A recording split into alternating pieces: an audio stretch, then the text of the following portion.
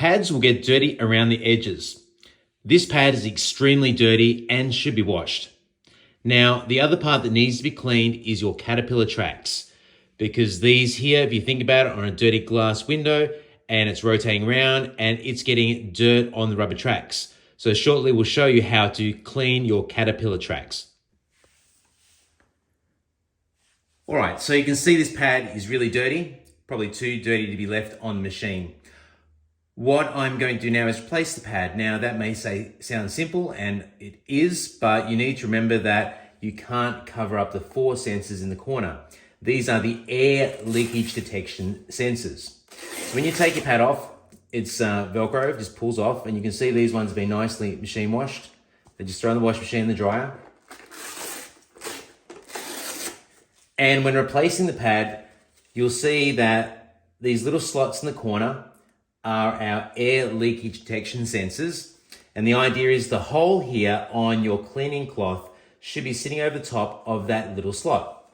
That way you're not covering up the sensor at all. Because if the sensor's covered up, it will assume there's an issue and the robot will stop and it will alert you.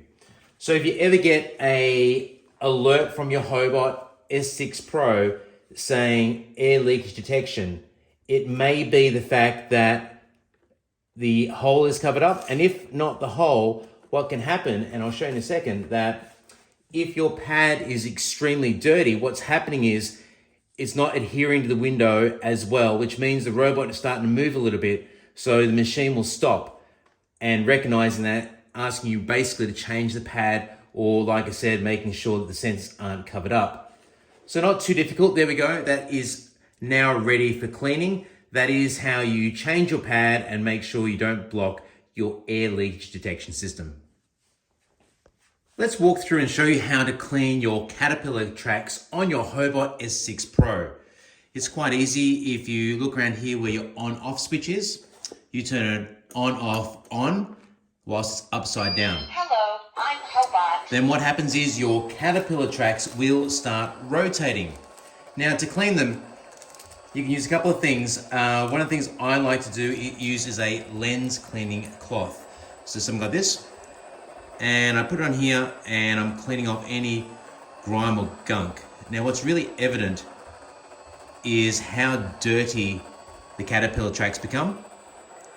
And it's often someone will forget to clean these. And that is sometimes why you'll see some transference of dust or grime onto the clean glass. So highly recommend that after your dry clean, you go through and clean these before doing your final clean to make sure they're nice, clean, and there's less chances of any transference of dirt. Also, when you first buy your HOBOT S6pro, I highly recommend cleaning the caterpillar tracks as well.